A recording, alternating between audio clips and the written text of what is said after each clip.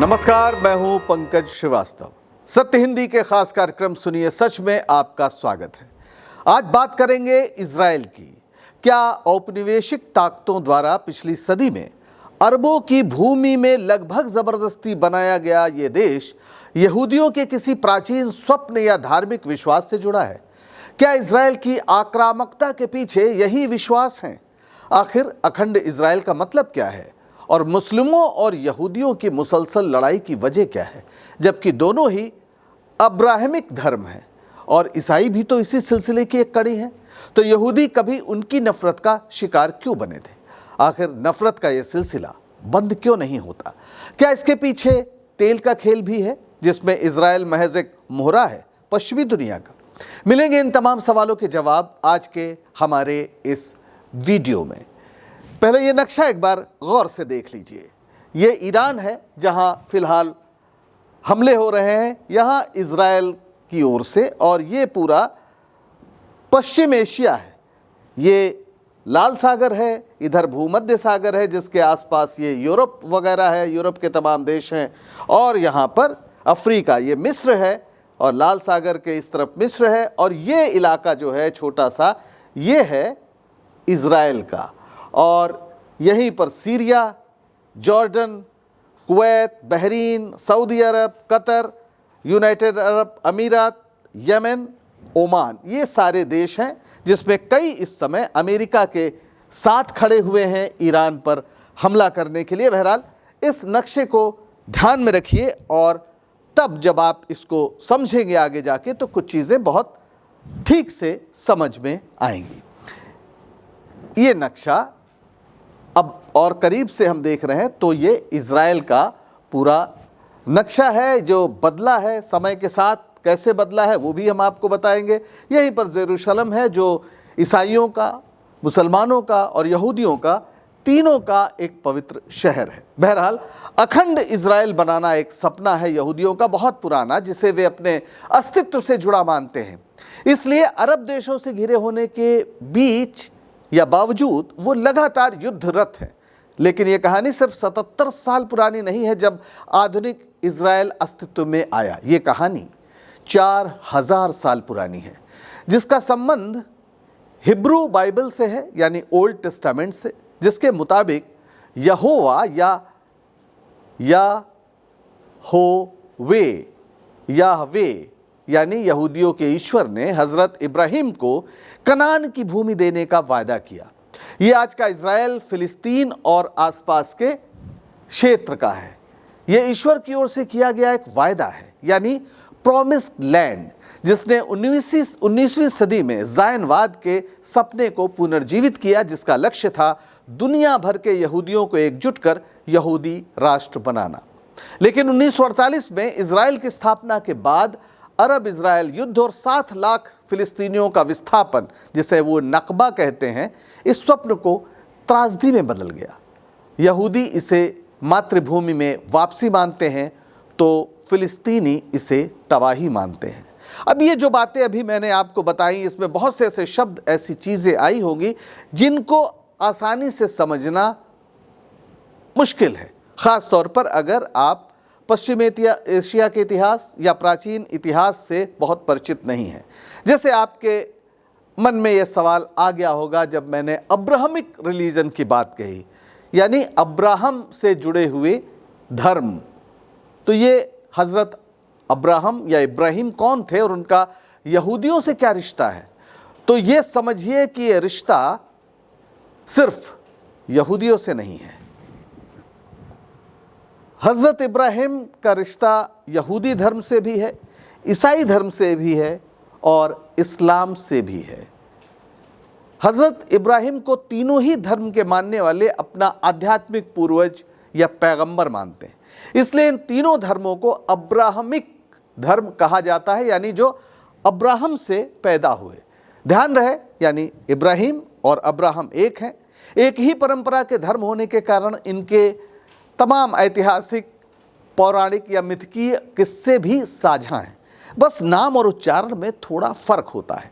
Ibrahim Abraham होता है, याकूब Jacob होता है, डेविड ही दाऊद है और सोलोमन ही सुलेमान है और जीसस ईसा है। माना जाता है कि ईसा मसीह इसहाक की परंपरा में जन्मे और इस्लाम के आखिरी पैगंबर हज़रत मोहम्मद साहब इस्माइल की वंश परंपरा में हैं। ये दोनों लोग यानी इस्माइल और इसहाक हज़रत इब्राहिम के बेटे हैं। वैसे गौर से देखिए तो हर धर्म के इर्द गिर्द कुछ ऐसे किस्से होते हैं जिस पर लोगों की असीम आस्था होती है और उन पर सवाल उठाना लगभग धर्मद्रोह होता है। अब स्टीफन हॉकिंग जैसे नए दौर के महान विज्ञानी तमाम प्रयोगों के आधार पर कहकर जा चुके हैं कि देयर इज नो गॉड, यानी ईश्वर नहीं है। लेकिन जब इन किस्सों की शुरुआत हुई तो मनुष्य जाति ऐसी कल्पना भी नहीं कर सकती थी। हर धर्म के मूल में सृष्टि को रचने वाला एक ईश्वर होता है जो पैगंबरों या अवतारों के जरिए मनुष्यों को समय समय पर राह दिखाता है। ये अब्राहिम धर्मों का भी मूल है और हिंदू धर्म में भी ब्रह्म सत्यम जगत मिथ्या की घोषणा की गई है। बहरहाल बात हजरत इब्राहिम की जो यहूदी धर्म के मूल में है। एक फ़र्क ये भी है कि अवतारों की मूर्तियां बनती हैं, जबकि अब्राहमिक धर्मों में ईश्वर अवतार नहीं लेता, वो निराकार है और पैगंबरों के माध्यम से ही मनुष्य जाति को राह दिखाता है। ईसा मसीह भी ईश्वर के बेटे हैं, ईश्वर नहीं है। तो अब ये तस्वीर आप देखें, हज़रत इब्राहिम क्यों मुसलमानों के लिए भी महत्वपूर्ण है, आपको अभी समझ में आ जाएगा। यहूदी धर्म की शुरुआत 4000 साल पहले हज़रत इब्राहिम के समय हुई, जिन्होंने एकेश्वरवाद की नींव रखी।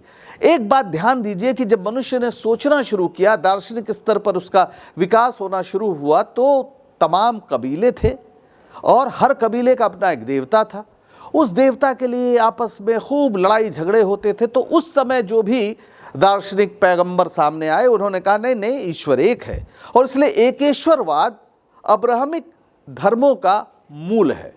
और जो हज़रत इब्राहिम है, उनका संबंध उस ईद-उल-जुहा की कहानी से भी है जिसको हम लोग भारत में आमतौर पर बकरीद कहते हैं। यानी इस्लाम के आने से भी लगभग 2500 साल पहले ये कहानी आ चुकी थी, जो कुर्बानी के एक बड़े जज्बे से या कहिए ईश्वर के प्रति एक असीम आस्था से जुड़ी हुई कहानी है। और हज़रत इब्राहिम ने ही मक्का बनवाया था, और वहाँ मक्का शहर में जो काबा है वो भी उनका ही बनवाया था। यानी इस्लाम के आने से बहुत पहले मक्का भी अस्तित्व में आ गया था, और ये कहानी या त्यौहार भी।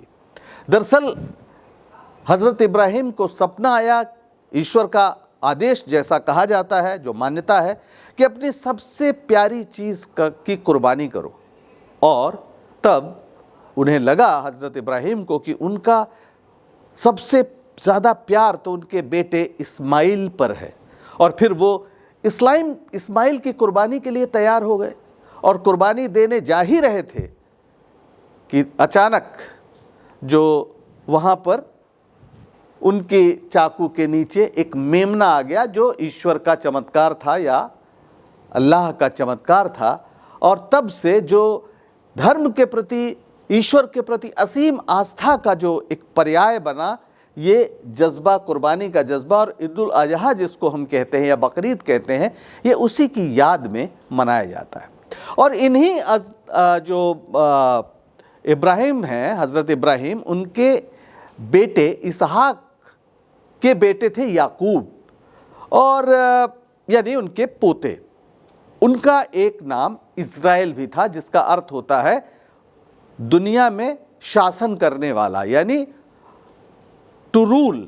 तो इज़राइल जो देश बना है, ये दरअसल उन्हीं के नाम पर है। इज़राइल के 12 बेटे थे और 12 कबीले उन्होंने कायम किए, और एक तरह से इसे किंगडम ऑफ इज़राइल कहा जाता था।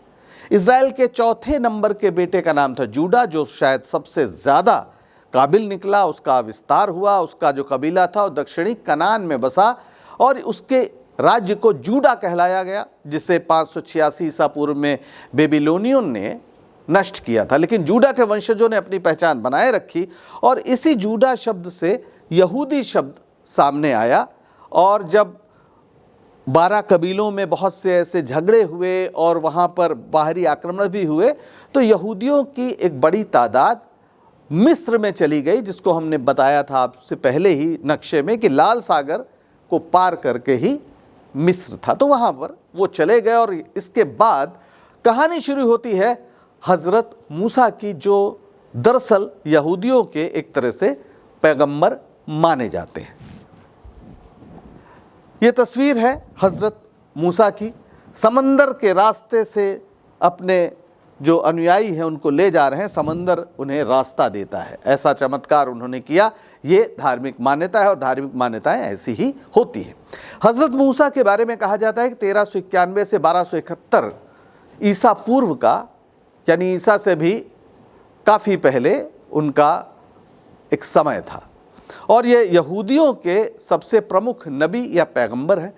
हिब्रू बाइबल को तनाख कहते हैं, जिसमें 24 ग्रंथ हैं और इसके शुरुआती 5 ग्रंथों को सम्मिलित रूप से तोराह कहा जाता है और इसी में हज़रत मूसा के वचन संग्रहित हैं। हिब्रू बाइबल के अनुसार मूसा का जन्म मिस्र में हुआ, जहां यहूदियों को गुलाम बनाकर रखा गया था।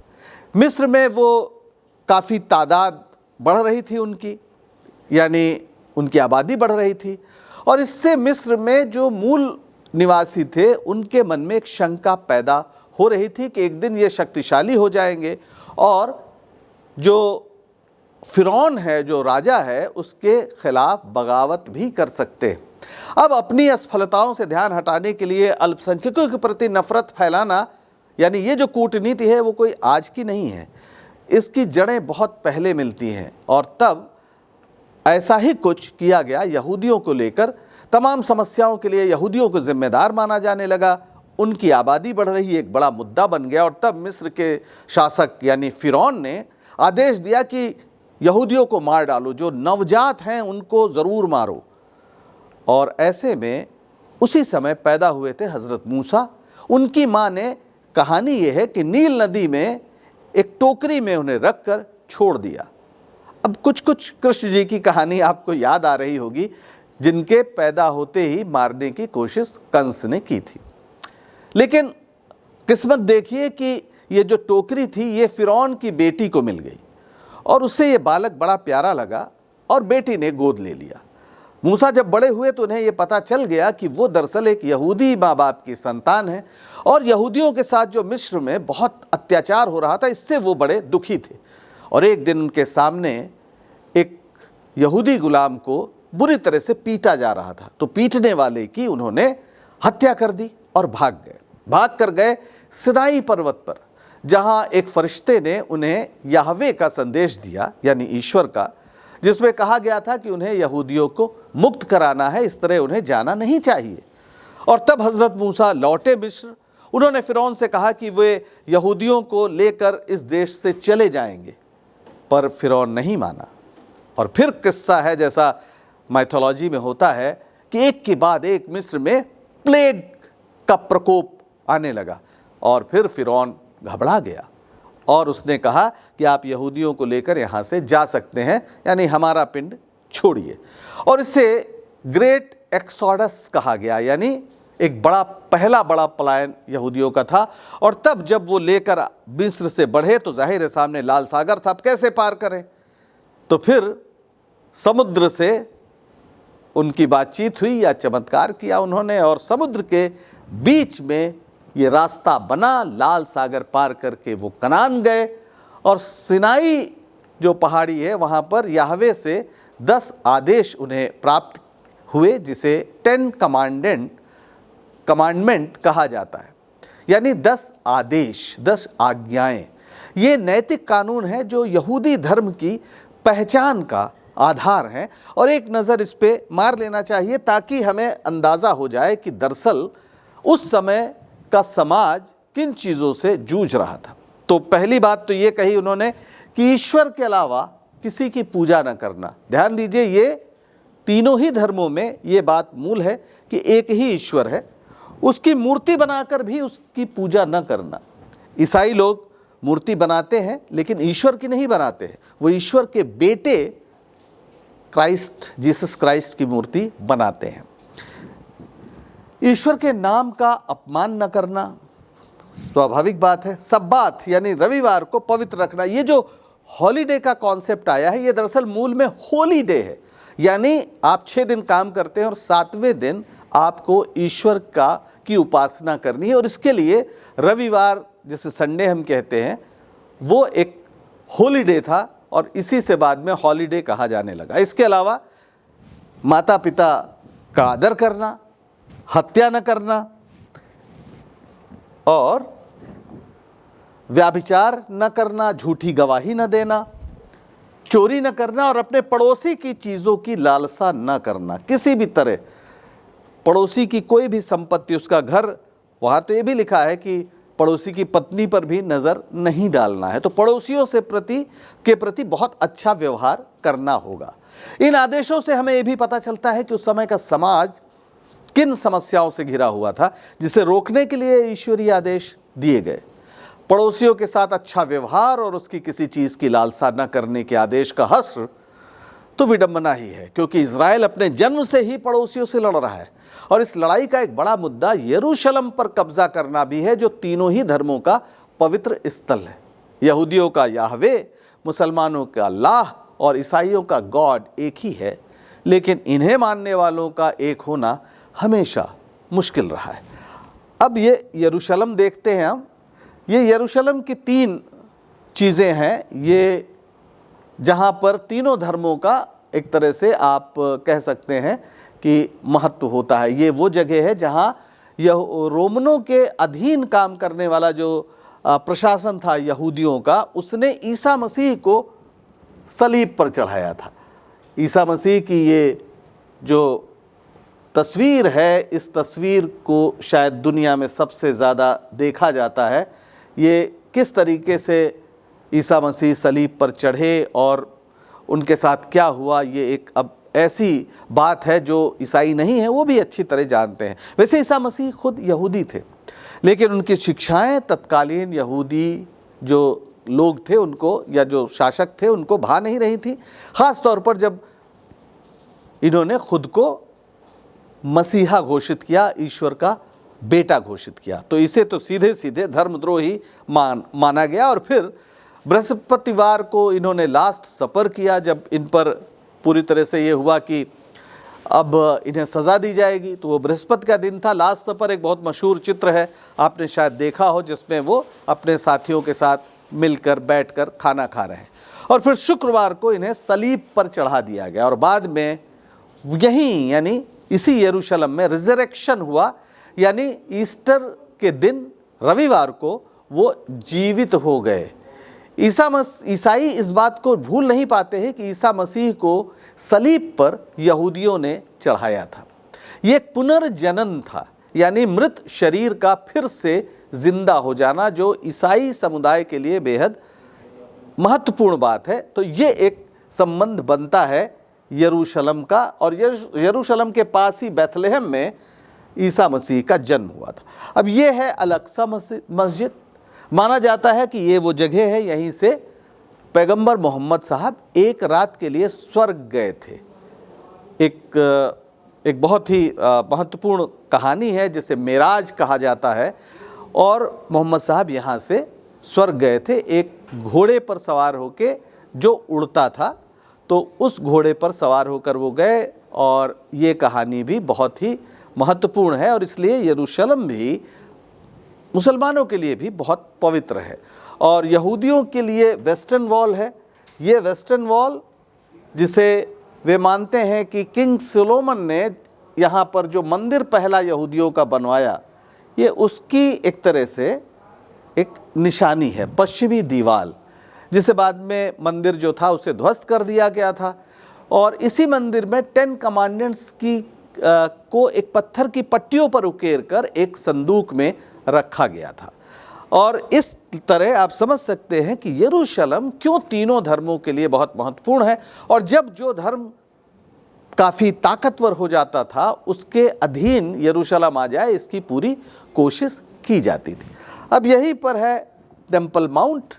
ये पूरा टेम्पल माउंट का इलाका है। यहाँ पर यहीं पे अल-अक्सा मस्जिद इधर है, और यहाँ पे एक छोटा सा एक ऐसा ही बना हुआ है स्ट्रक्चर। माना जाता है कि किंग सोलोमन, जो यहूदियों के बड़े किंग रहे हैं पुराने ज़माने में, वो यहीं पर बैठकर फैसले किया करते थे। और ये सबसे पवित्र जगह यरूशलेम की है। 1980 में इजराइल ने यरूशलेम को अपनी राजधानी भी घोषित कर दिया था, लेकिन इसे संयुक्त राष्ट्र ने मान्यता नहीं दी, पर उसका लक्ष्य तो यही है। फिलहाल यहाँ मिला जुला प्रशासन है। नगर प्रशासन इजराइल चलाता है, जबकि टेम्पल माउंट परिसर का जो धार्मिक प्रबंधन है वो जॉर्डन के हाथ में है, पर इजरायली पुलिस सुरक्षा नियंत्रित करती है।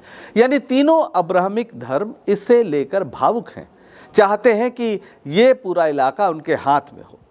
अभी ये समझ विकसित नहीं हुई है कि साझा विरासत की संभाल मिलजुल कर भी की जा सकती है, लड़ना ज़रूरी नहीं है।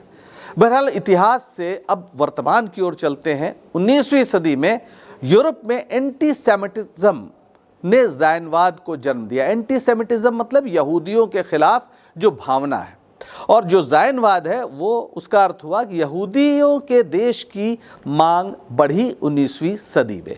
और इसके पीछे एक व्यक्ति थे जिनका नाम था थियोडोर हर्जा।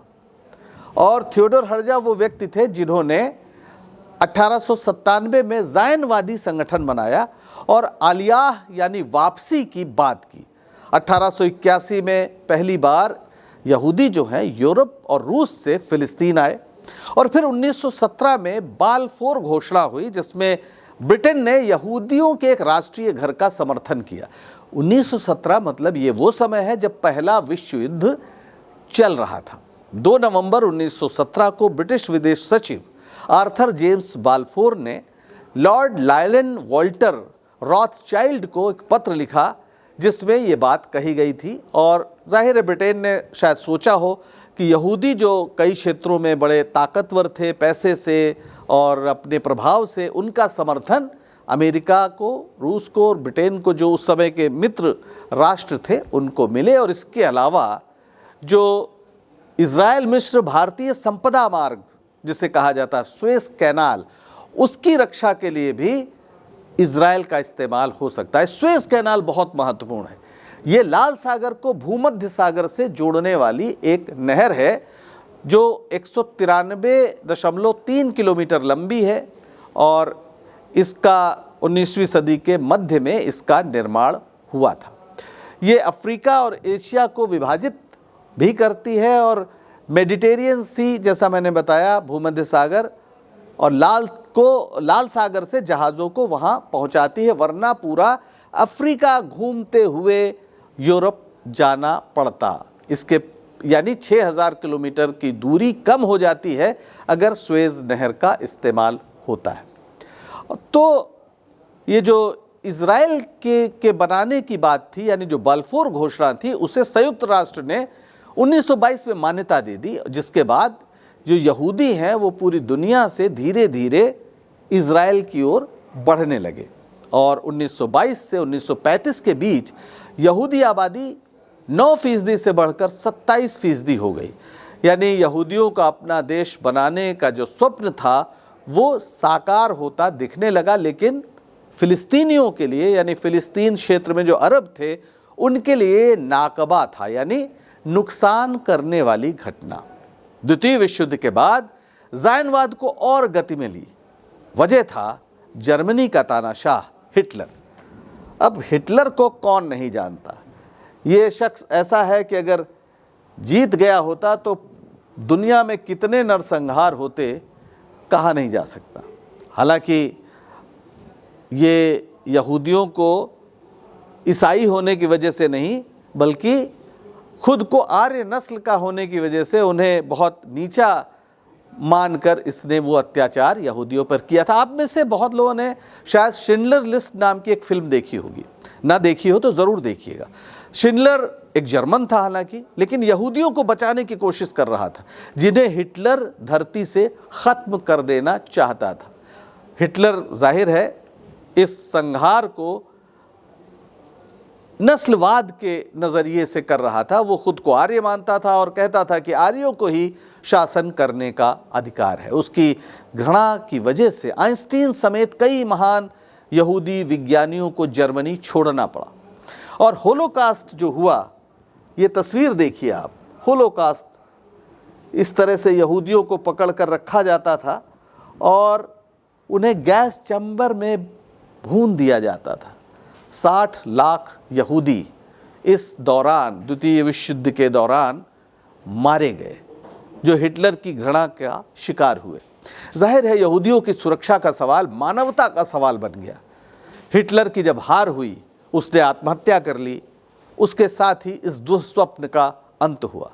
लेकिन यहूदियों के अपने घर यानी यहूदी देश की मांग भी इसी के साथ तेज हो गई और संयुक्त राष्ट्र संघ में अमेरिका और ब्रिटेन जैसे देशों के दबाव की वजह से 14 मई 1948 को इजराइल बनाने की घोषणा कर दी गई।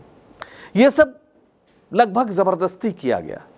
महात्मा गांधी ने पहले ही ये कहा था, आज़ादी के पहले ही जब देश में स्वतंत्रता आंदोलन चल रहा था, कि अरबों की भूमि पर यहूदियों का राष्ट्र नहीं बनना चाहिए। वो अरबों की भूमि वैसी ही है जैसे फ्रांसीसियों की फ्रांस है और अंग्रेज़ों के लिए इंग्लैंड है।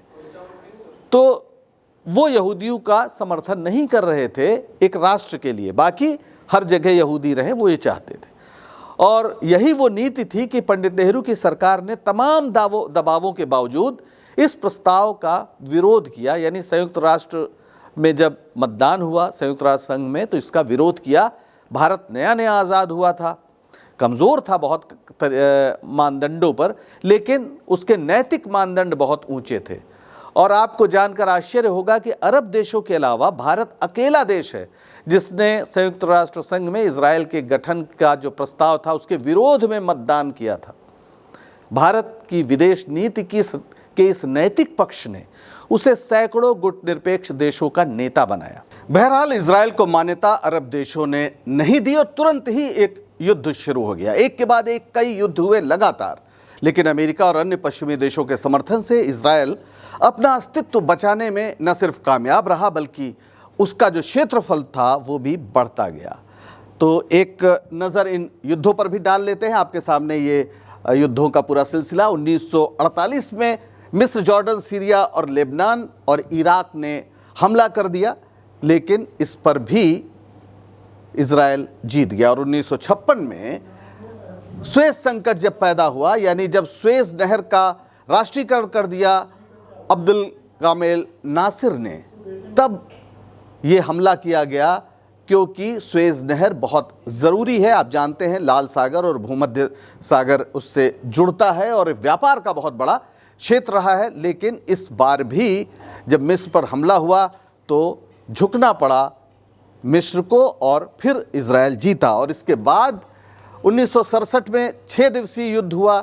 जॉर्डन और सीरिया ने मिस्र ने मिलकर इजराइल पर हमला किया, लेकिन इजराइल फिर जीता। 1973 में योम किप्पर युद्ध हुआ जिसमें मिस्र और सीरिया ने हमला किया। और 1982 में लेबनान में युद्ध हुआ और इसमें भी जीत हासिल हुई इजराइल को। और अभी आप देख रहे हैं कि किस तरीके से गज़ा में लगातार युद्ध हो रहा है, एक तरह से हमला हो रहा है। जो हमास वहाँ का एक संगठन है जो आतंकी तौर तरीके अपनाता है, और उसके खिलाफ इजराइल ने जो 2023 से हमला करना शुरू किया है वो अभी तक जारी है। 50,000 लोग वहाँ मारे जा चुके हैं। इसमें शुरुआत 2008 से ही हो गई थी। 2008, 9, 2012, 14, 21, 23, तो एक अंतहीन सिलसिला इस युद्ध का जारी रहा, लेकिन इजराइल जीतता रहा। हर बार इजराइल इसलिए जीता कि अमेरिका और अन्य पश्चिमी देशों की जो पूरी ताकत है वो उसको हासिल थी, जिन्हें तेल भंडार से भरे अरब इलाके पर अपना एक अड्डा हर हाल में चाहिए। इस बीच एक और शख्स की बात करना जो ज़रूरी है, जो भारत का महान मित्र था। ये तस्वीर देखिए, शायद आपको याद आ जाए।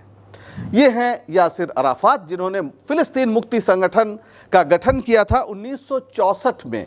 जाहिर है सशस्त्र संघर्ष करके इजराइल को ख़त्म करने और फिलिस्तीन का निर्माण करना इनका इरादा था। और बड़े समय तक 70 से 80 के दशक में पीएलओ ने गुरिल्ला हमले किए, लेकिन फिर 1993 के ओस्लो समझौते के बाद पीएलओ ने इजराइल को मान्यता दी और हिंसा छोड़ दी।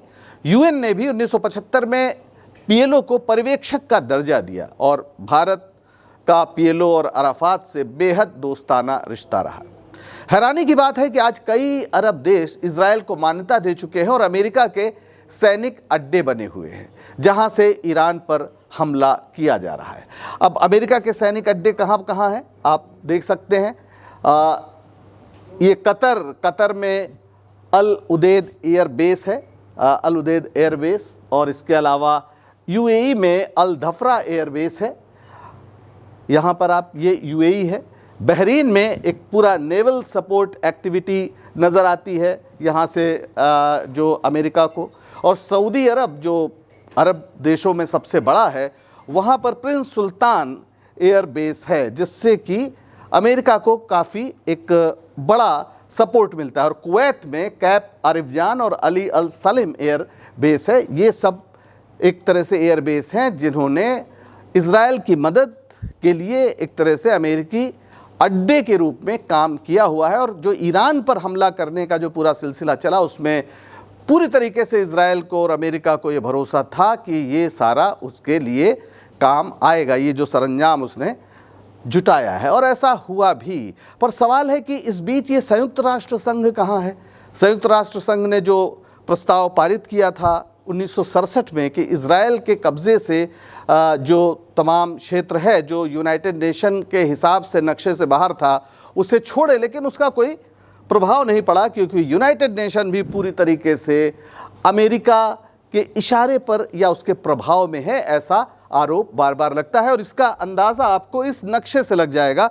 1946 में इस तरह से कुछ फ़िलिस्तीन का नक्शा था, जिसमें जो ये इलाका जो नीले से आप देख रहे हैं, ये इज़राइल का माना गया था। और फिर जब 1947 में जब यूएन प्लान आया, जिसमें ये कहा गया कि आपका और फ़िलिस्तीन का दोनों का सह अस्तित्व होगा, तो नक्शा कुछ इस तरह था, जिसमें दोनों को लगभग बराबर बराबर स्थिति हमको नज़र आती है। सफ़ेद वाला हिस्सा इज़राइल का और हरा वाला हिस्सा फ़िलिस्तीन का। लेकिन इन युद्धों के नतीजे में ये देखिए 67-70 तक आते आते ये सफ़ेद हिस्सा कितना ज़्यादा बढ़ गया, और 21वीं सदी में जब 10 साल गुजर गए तो उसके बाद तो नक्शा ये हो गया, जहाँ पर अब बहुत मुश्किल से ही एक जगह हमको गाज़ा स्ट्रिप जो है वहाँ पर दिखती है कि वहाँ पर फ़िलिस्तीन के नाम का एक मामला दिखता है।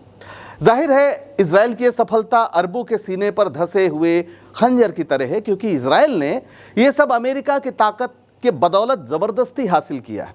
और इसी बड़े हौसले के दम पर इज़राइल ने ईरान पर हमला भी किया है अभी 13 जून को। उसका आरोप था कि ईरान परमाणु बम बनाने के करीब है और यह उसके अस्तित्व के लिए बेहद ख़तरनाक है। हालांकि अमेरिका के जो राष्ट्रीय खुफिया निदेशक हैं तुलसी गबार्ड, उन्होंने कुछ दिन पहले कहा था कि ईरान परमाणु बम नहीं बना रहा है। यह अलग बात है कि ट्रंप ने सार्वजनिक रूप से उन्हें लताड़ लगाई तो उन्होंने यू टर्न ले लिया और मीडिया पर तोहमत मढ़ी कि उनकी बात को गलत संदर्भ से पेश किया गया। बहरहाल इतना तो साफ है कि ट्रंप ईरान पर हमला करना चाहते थे और तर्क तलाश रहे थे, और फिर उन्होंने हमला कर दिया। लेकिन पलटकर ईरान ने भी जिस तरह से इजराइल पर हमला किया और फिर कतर पर अमेरिकी सैनिक अड्डे को निशाना बना दिया, वो एक बहुत बड़ा कहा जाए कि अमेरिका का जो वर्चस्व था, इजराइल का जो वर्चस्व था, उस पर एक बहुत बड़ा चोट, एक बहुत बड़ा हमला इसे माना जाना चाहिए। क्योंकि अमेरिकी समर्थन के बल पर ही, ट्रंप के समर्थन के बल पर ही इजराइल लगातार ये बात कर रहा था। वो ये सफलता उसकी कही जा सकती है कि अमेरिका ने खुलकर एक तरह से उसके साथ आकर हमला किया ईरान पर। लेकिन ईरान ने जो तगड़ा पलटवार किया है उससे तमाम योजनाएं धरी रह गई हैं, और पूरा जो कतर में ख़ास तौर पर जो बेस था, जो अमेरिका का सैनिक अड्डा था, वहाँ पर भी हमला हो गया। तो पहली बार न सिर्फ इजराइल बल्कि अमेरिका पर हमला हुआ है। और उसके बाद आप जानते हैं कि क्या हुआ, खुद अमेरिकी राष्ट्रपति सीज फायर की बात करने लगे, जबकि कल तक वो ईरान को धमकी पर धमकी दिए जा रहे थे।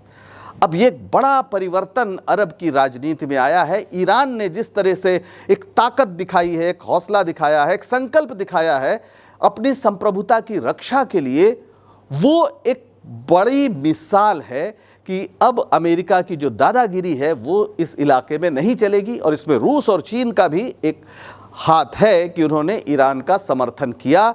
अभी रूस के जो व्लादिमीर पुतिन हैं, उन्होंने मुलाकात भी की थी यहाँ ईरान के विदेश मंत्री से। दूसरी तरफ चीन ने भी कुछ ऐसे संकेत दिए जिससे ये लगा कि अगर बात बढ़ेगी तो वो भी इस युद्ध में ईरान को साथ देगा। और सबसे बड़ी बात तो ये है कि पूरी तरीके से जो ये कहा जा रहा था कि ईरान में रिजीम परिवर्तन होगा और इसके अलावा जो परमाणु उसके पूरे संयंत्र हैं उसको नष्ट करना होगा, वो सब कुछ नहीं हुआ और ये सीज फायर करना पड़ा है अमेरिका को और इजराइल को। हो सकता है आने वाले दिनों में इसमें कुछ परिवर्तन आए, क्योंकि सीज फायर तो सिर्फ युद्ध का स्थगन है, यानी युद्ध रुक गया, पॉज हुआ है, खत्म नहीं हुआ है। लेकिन इतना तो साफ है कि इसने एक बार फिर साबित कर दिया कि ईरान के भी अस्तित्व के लिए जरूरी है कि उसके पास परमाणु बम हो, जैसा कि ईरान लगातार पहले कहता रहा था कि उसका इरादा नहीं है। लेकिन इजराइल का कहना है, जिसके पास खुद परमाणु हथियार हैं, उसका कहना है कि अगर ईरान के पास होगा तो उसका अस्तित्व खतरे में पड़ जाएगा। और अब ऐसा लगता है कि ईरान पर जो हमला हुआ उसके बाद ये सारे बैरियर्स टूट गए और अब ईरान के पास कोई और रास्ता नहीं बचा है कि वो अपना हथियार बनाए, उस दिशा में बढ़े। और जो ये दावा किया जा रहा है कि उनका जो पूरा परमाणु संयंत्र है वो ख़त्म हो गया, उसकी भी कोई सच्चाई नहीं है, क्योंकि 400 किलोग्राम के आसपास ही इनरिच्ड यूरेनियम ईरान के पास था और उसने इस युद्ध में उसको सुरक्षित ढंग से कहीं पर भी रख दिया होगा। बहुत मुश्किल नहीं है, वो 60% तक इनरिच्ड है और 90% अगर उसका संवर्धन हो गया तो फिर बम बनाना बहुत सामान्य सी बात हो जाएगी। तो जाहिर है ये जो अखंड इजराइल का स्वप्न है वो अब एक दुःस्वप्न में बदल गया है और ऐसा लगता है कि यहूदी इस जाल में फंस गए हैं जिनका कभी मानना था, या जो 10 कमांडमेंट्स हैं कि पड़ोसी के साथ आपको अच्छा व्यवहार रखना है, लेकिन लगातार इजराइल ने इस जो उनकी धार्मिक मान्यता है उसका भी मजाक बनाया और आज इजराइल और कुछ नहीं, अरब भूमि पर पश्चिमी देशों खासतौर पर अमेरिका का एक लठैत भर है। हिब्रू बाइबल में कहा गया है कि आंख के बदले आंख और दांत के बदले दांत लेना चाहिए। जाहिर है जब ये लिखा गया था तो आप समाज किस स्थिति में, किस कबालाई चिंतन से चलता था वो स्पष्ट है। और कहते हैं, बहुत लोग कहते हैं कि यहूदियों की जो आक्रामकता है उसको इस सिद्धांत से समझा जाना चाहिए। लेकिन दुनिया के सामने महात्मा गांधी भी हैं जिन्होंने चेताया था कि आंख के बदले आंख का सिद्धांत चला तो एक दिन पूरी दुनिया अंधी हो जाएगी। तो फैसला दुनिया को करना है, हमको और आपको करना है। आज के लिए बस इतना ही। आपको सच बताने का हमारा यह प्रयास पसंद आ रहा हो तो लाइक करें, शेयर करें और चैनल को सब्सक्राइब करें। सत्य हिंदी के ऐप को भी डाउनलोड करें, जिसका पता आपको डिस्क्रिप्शन में मिल जाएगा वीडियो के नीचे। तो अब दीजिए इजाजत, नमस्कार।